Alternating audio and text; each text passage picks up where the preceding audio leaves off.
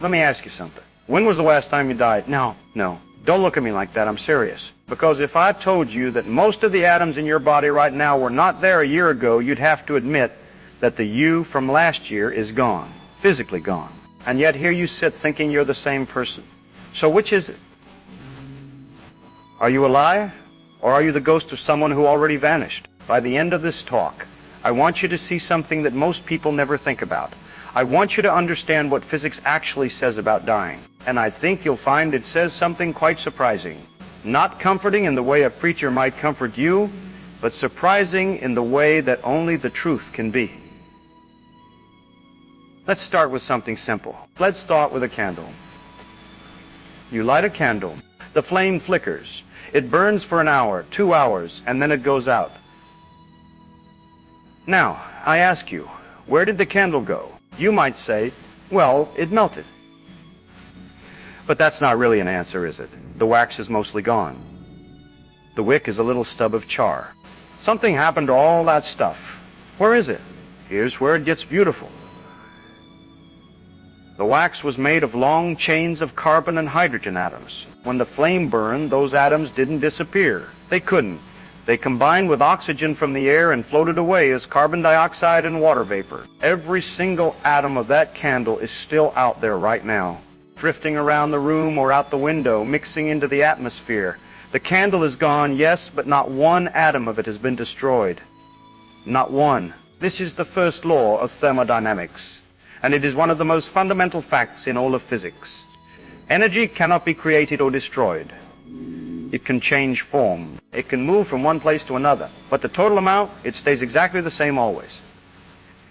Now you might say, fine, Feynman, that's a nice trick with a candle. But what about me? What about a person? And this is where it gets really interesting. You are made of atoms. About 7 octillion of them, give or take. That's a 7 followed by 27 zeros. It's a number so large that if you tried to count them 1 per second, it would take you longer than the age of the universe. And those atoms, every single one of them, were here long before you were born. And every single one of them will be here long after you are gone. Let me put it another way. The carbon atoms in your muscles were once inside a star. Not poetically, not metaphorically, literally. The carbon in your body was forged in the nuclear furnace of a star that lived and died billions of years before the Earth even formed. Here's how that works. In the early universe, right after the Big Bang, there was almost nothing but hydrogen and a little helium. That's it. No carbon, no oxygen, no iron, no calcium, none of the stuff you're made of. So where did it come from? It came from stars. When a star like our sun burns, it's smashing hydrogen nuclei together to make helium. That's fusion. But in bigger stars, heavier stars, the process goes further. Helium nuclei smash together to make carbon. Carbon and helium fuse to make oxygen. And it keeps going up through neon, silicon, all the way to iron. Layer after layer, like an onion of elements.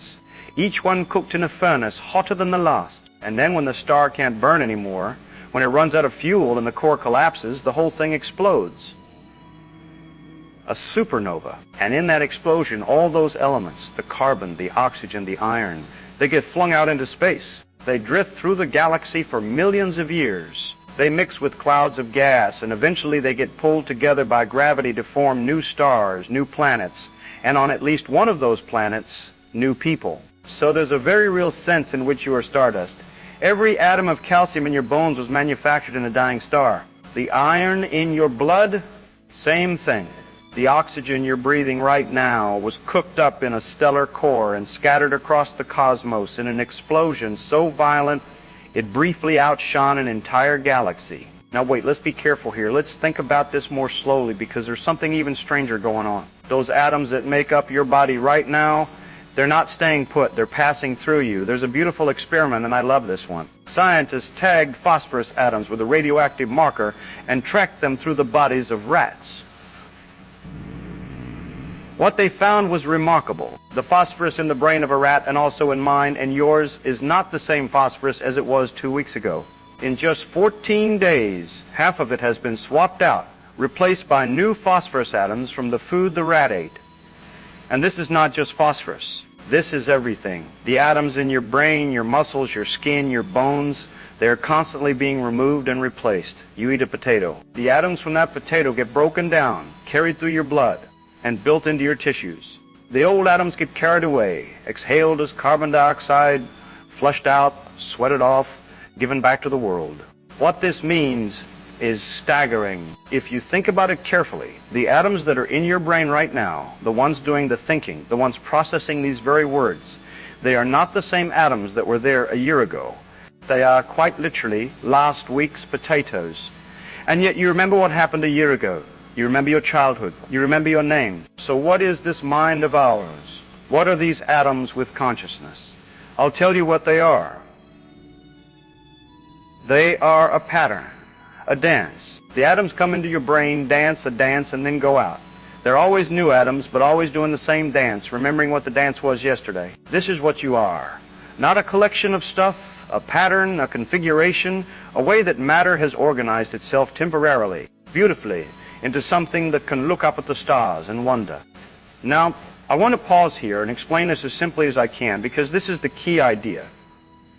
Imagine a wave in the ocean. You see it rolling toward the shore. You might think, there goes that water moving across the sea.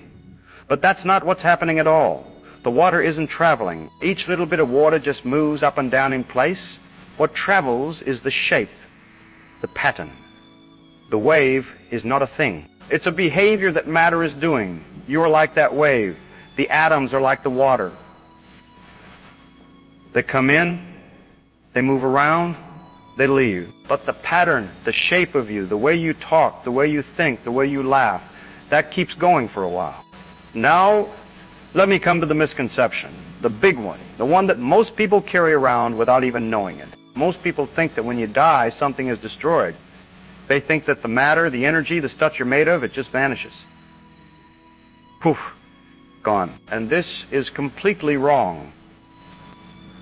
Nothing is destroyed. Nothing. Not one atom, not one calorie of energy. When a person dies, the atoms that made up their body return to the earth. They get taken up by grass, by trees, by worms, by bacteria. They enter the soil. They dissolve into water.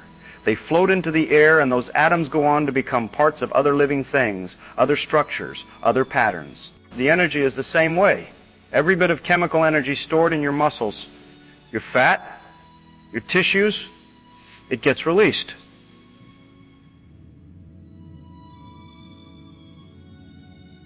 It becomes the energy of decomposition. It feeds other organisms. It enters the great cycling of energy that has been going on since the universe began. From the point of view of physics, death is not destruction. It is reorganization. It's the end of one pattern and the dispersal of the components to make new patterns. That is all it is. Now, some of you might say, well, Feynman, that's all very clever, but the pattern is the part I care about.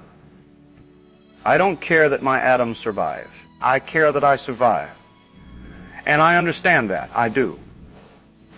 I am not going to stand here and tell you that physics removes the sting of death. It doesn't. The loss of a pattern, the loss of a person that is real.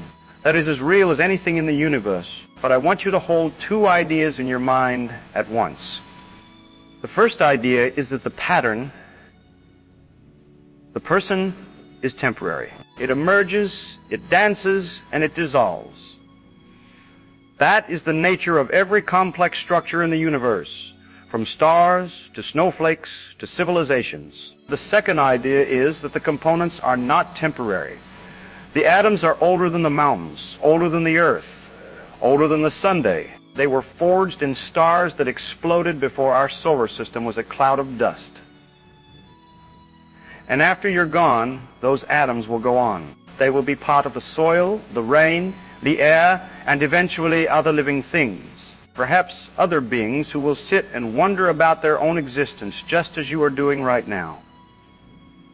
Let me try a thought experiment. Let's follow a single carbon atom. This carbon atom was made inside a massive star, let's say 10 times the mass of our sun, about 5 billion years ago. The star exploded. The atom drifted through space.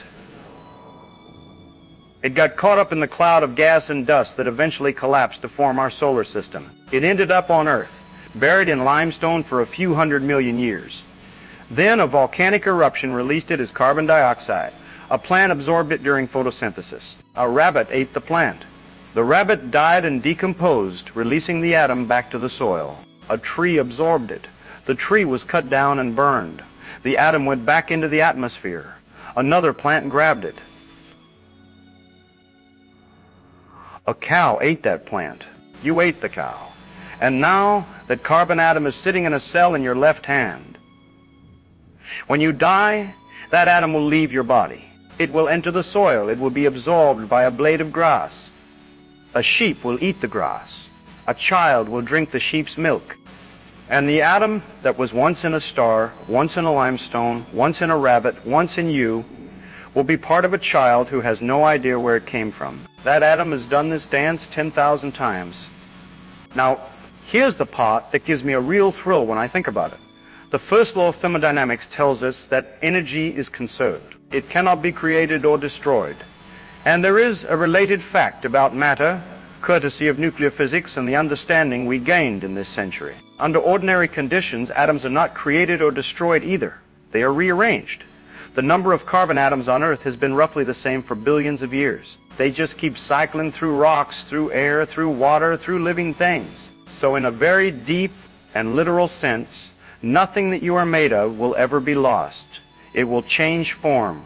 It will be rearranged. It will become something else, but it will not cease to exist. I should be careful and say something here about the second law of thermodynamics because people sometimes get confused. The second law says that the entropy of a closed system tends to increase.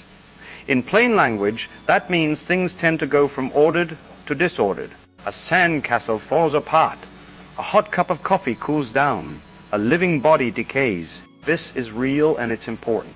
The second law is the reason that complex patterns like you and me don't last forever. It takes energy to maintain the pattern, to keep the dance going, to fight the natural tendency toward disorder.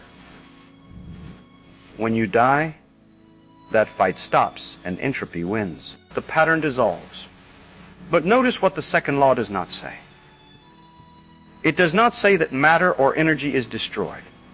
It says that organization is lost. The stuff is still there.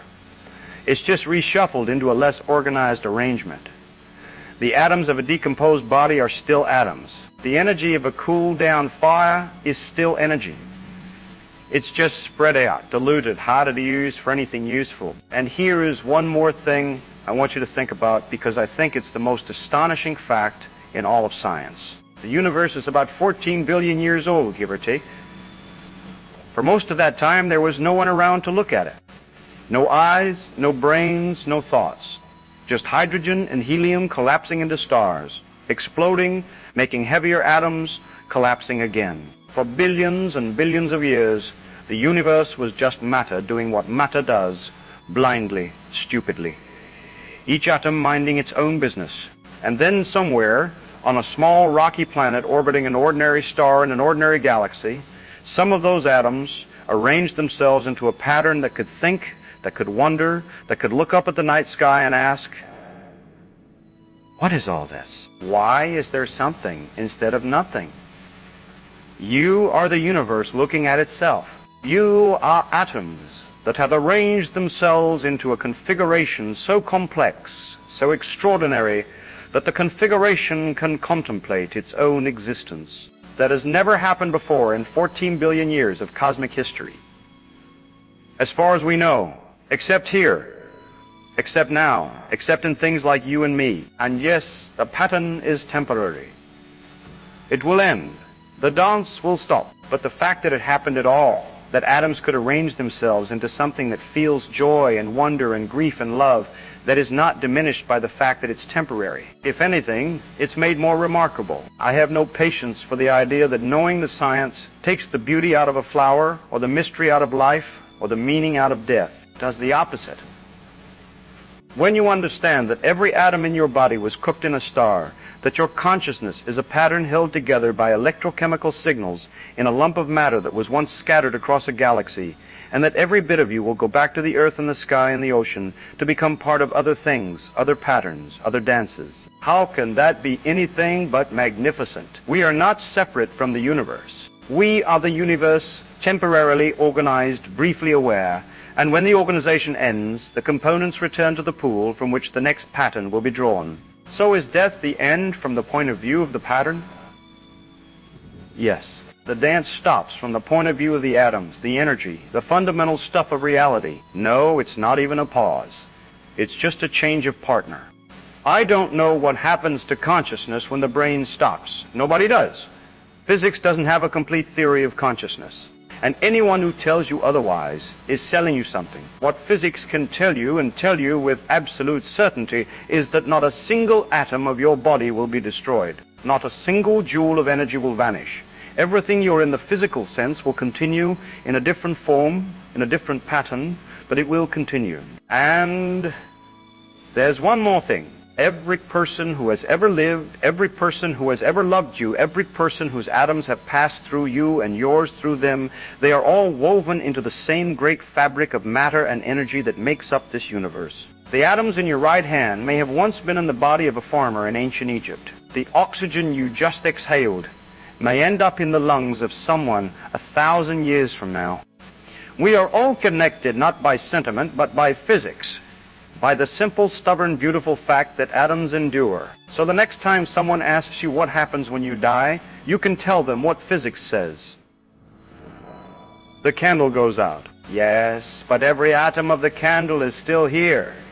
The flame is gone, but the heat it produced is still warming the room, warming the air, dissipating out into the world, joining the immense ocean of energy that has been flowing through this universe since the beginning of time. Nothing is lost, nothing. The dance changes. The music plays on. Now, I want to hear from you. Here's a question worth thinking about. If every atom in your body gets replaced over the course of a few years, and you are really a pattern, not a thing, then what exactly makes you, you? Write down your best answer. I'd love to know what you come up.